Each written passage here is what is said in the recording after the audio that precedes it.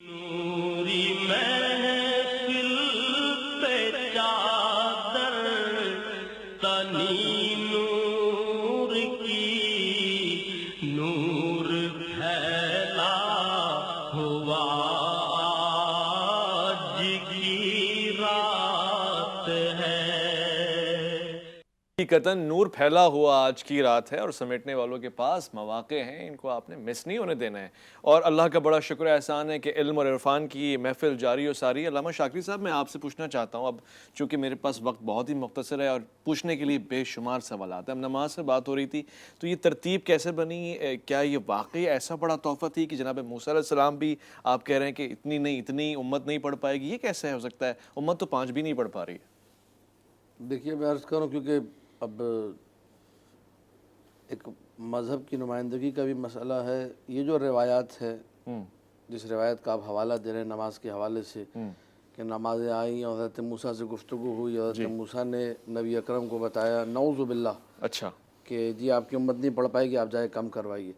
ہم لوگ قطعی طور پہ ایسی روایات کو نہیں مانتے، نہیں ہے ہی نہیں، بالکل ہمارے پاس نہیں ہے۔ کسی اور مسلک کے پاس ہو، وہ ڈیفینڈ کریں گے، خود جانتے ہیں۔ ہمارے پاس اس لیے نہیں ہے کہ ہم نبی اکرم کو تمام انبیاء کی نسبت علم میں زیادہ مانتے ہیں۔ کوئی نبی ایسا نہیں جس کا علم نبی اکرم سے زیادہ ہو۔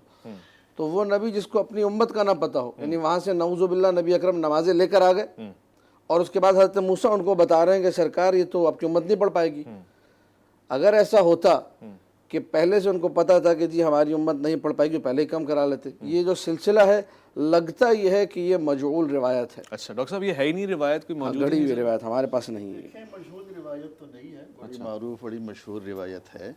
اور سیدنا موسیٰ علیہ السلام سے ہی معراج کے موقع پر انبیاء میں سب سے زیادہ آپ سے ملاقات ہوئی۔ اچھا، اور اسی وجہ سے وہ بار بار وہ آنا جانا جو لگا ہوا تھا، اس کی وجہ سے زیادہ ملاقاتیں ثابت ہیں۔ اور حضرت موسیٰ علیہ السلام نے جو یہ بات ارشاد فرمائی ہے کہ آپ کی امت نہیں پڑھ سکے گی، وجہ اس کی یہ تھی کہ آپ بنی اسرائیل کو دیکھتے ہوئے آئے تھے۔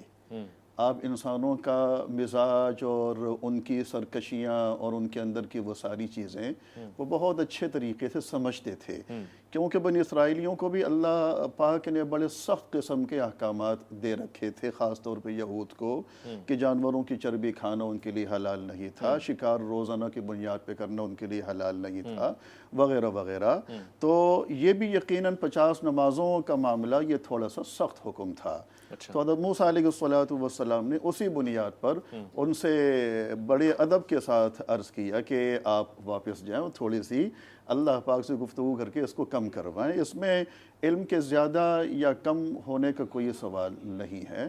کسی ایک خاص واقعے کے تناظر میں کسی چیز کو لے کر کسی شخص کی فضیلت اور اس کی چیزوں سے انکار نہیں کیا جا سکتا۔ ٹھیک ہو گیا، مجھ سے کچھ کہنا چاہیں گے؟ ایک بات اویس بھائی، یہ جو روایت انہوں نے شیعہ مذہب کے حوالے سے بیان کی تو وہ ان کے مذہب میں تو ہے، لیکن ہمارے مذہب میں نہیں ہے۔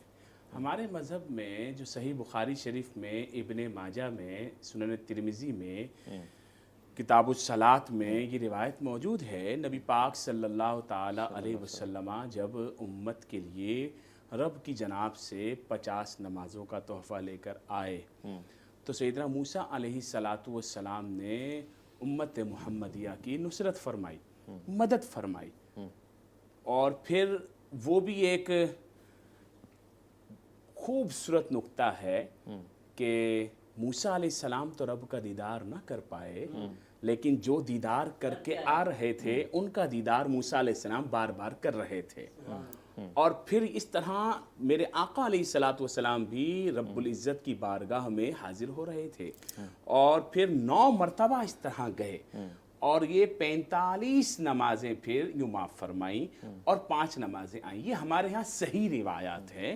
جس طرح انہوں نے کہا کہ مجہول روایت ہے یا من گھڑت، تو من گھڑت نہیں ہے اور صحیح روایت ہے۔ اجر برابر ہی ہے، آپ کے اجر 45 کا ہی ہے، اجر 50 کا ہی ہے۔ جس طرح ہم آپ کے روایت کی ہوئی کسی بات کو رد یوں نہیں کر رہے کیونکہ وہ آپ کے جو ہے وہ شیعہ مذہب کے حوالے سے ہے، میں علامہ صاحب سے کچھ لے لیتا ہوں اس حوالے سے۔ بھی یہ حق نہیں ہے کہ آپ جو ہے وہ ہمارے ہاں جو مسلمہ باتیں ہیں، جو صحیح روایات ہیں ان کے بارے میں ایسی گفتگو کریں. وہ کہہ رہے ہیں جی اس لیے صحیح روایت معراج ہے نا، میں بالکل صحیح ہے. کیونکہ اپنے اپنا نقطہ بیان میں کریں. نے اسی لیے یہ قید پہلے ہی لگا دی، اپنی بات کو مقید کیا کہ میں اپنا موقف بیان کر رہا ہوں. اور اس محفل کا حسن یہ ہے کہ ہم سب جو موجود ہیں اپنا اپنا موقف بیان کر رہے ہیں. کیونکہ مجھے معلوم ہے ہمارا پروگرام عرفان کے نام سے ہے. نہیں دیکھیں یہ مجہول ہے یا میں نے من گھڑت ہے. مفتی صاحب کچھ فرما رہے ہیں. مفتی میں عرض کرتا ہوں، ابو بکر یہ محی الدین یاد دیجیے گا، صاحب. جی علامہ صاحب کچھ بیان فرمائیں. میں نے یہ کہا کہ ان وجوہات کی بنا پر ہمارا جو موقف ہے اس میں آثار جعل میرے لیے نمایاں ہے. جہل نہیں کہا، مجہول نہیں، مجعول. آثار جعل مجھے دکھائی دے رہے ہیں. میں نے واضح طور پہ جملے سے بھی آپ من گھڑت ہی مراد لے رہے تھے. نہیں میں مجہول نہیں کہہ رہا تھا، میں نے بالعین المہملہ مجعول میں نے کہا. آثار جعل نمایاں ہے. وجہ یہی ہے کہ نبی اکرم، میری عقل جو آپ کہہ رہے تھے نا عقل میں آنے اور نہ آنے کی بات، میری عقل جب میں مقام مصطفیٰ صلی اللہ علیہ وآلہ کو دیکھتا ہوں، وہ نبی عظیم الشان کہ جس کے علم کی مانند کسی کے پاس علم نہیں ہے. جس نے امیر کائنات علی بن ابی طالب کو 1000 باب علم کے دیے تو علی بن ابی طالب جو ہے اعلم الاولین والآخرین بن گئے. وہ ساری کائنات کا علم جس کے در سے چلا ہے، وہ اللہ سے نمازیں لے کے چلا ہے اور لے کے چلا رستے میں حضرت موسیٰ نے واپس کیا. میں اس کو تسلیم نہیں کرتا ہوں. میرا مذہب کا موقف ہے. آپ کی رائے ہے، میری رائے نہیں ہے. یہ مذہبی موقف شخصی. دیکھیے شخصی رائے کی تو اہمیت نہیں ہے نا. میں یہاں پر بے عنوان اس کے نہیں بیٹھا ہوں کہ میں اسد علی شاکری، میری کوئی ویلیو، میری کوئی حیثیت نہیں ہے. میں اپنی مذہب کی نمائندگی کرنے بیٹھا ہوں.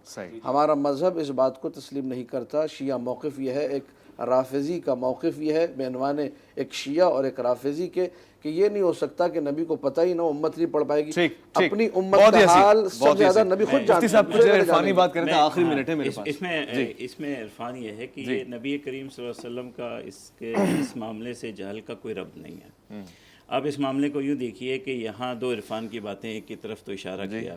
میں نے آپ سے پہلے بھی کہا کہ نبی کریم صلی اللہ علیہ وسلم کا اس پورے سفر معراج کا معراج وہ حصہ ہے جب سدرۃ المنتہا سے اوپر جاتے. اور روایات میں یہ ہے کہ نماز کا تحفہ وہاں پیش کیا گیا. تو جب ایک تو یہ اللہ تعالیٰ کی مرضی تھی، کیونکہ ایک تو اللہ تعالیٰ کی مرضی کہ بار بار وہاں آنا جانا ہوا، اور دوسرے اس میں عرفان کی یہ بات تھی کہ اس امت کے لیے وہ انعام تھا کہ یہ پڑھیں 5 اور ملیں 50. آپ کے یہاں پتہ نہیں اس کا کیا معاملہ ہے، مگر ہمارے یہاں تو اس روایت میں یہ ہے کہ جب ایک امتی دن کی 5 نمازیں پڑھے اسے 50 ملے. یہ ہے اس واقعے کا عرفان. اس میں جہل نہیں، اللہ نے اس امت کو بڑا انعام دیا.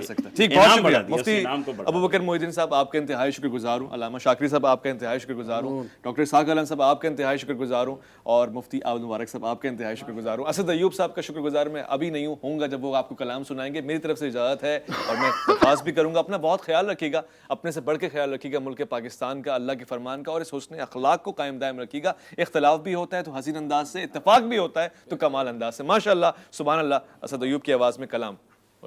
خدا کی عظمتیں کیا ہے محمد مصطفیٰ جانے، مقام مصطفیٰ کیا ہے محمد کا خدا جانے. کہا جبریل نے سدرات تلک میری رسائی ہے، کہا جبریل نے سدرات تلک میری رسائی ہے. کتنی منزلیں آگے خدا جانے، نبی جانے. مولایا صلی وسلم دائما ابدا علی حبیبک خیر الخلق کلہم.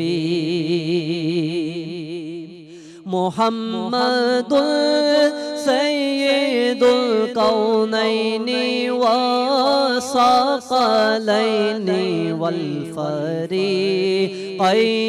من عرب ومن عجم.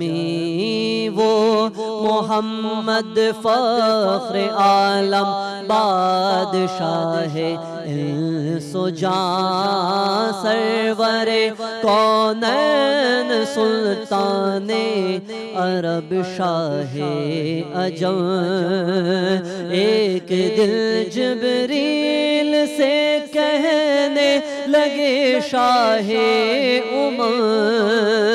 تم نے دیکھا ہے جہاں بتلاؤ تو کیسے ہے ہم عرض کی جبریل نے شاہ رسول محترم آپ کا کوئی مماثل ہی نہیں رب کی قسم نہ کوئی آپ جیسا تھا نہ کوئی آپ جیسا ہے کوئی یوسف سے پوچھے مصطفیٰ کا حسن کیسا ہے زمین و آسمان میں کوئی بھی مثال نہ ملی درود پر سلام پر یہی کہنا خدا کا ہے خدا کے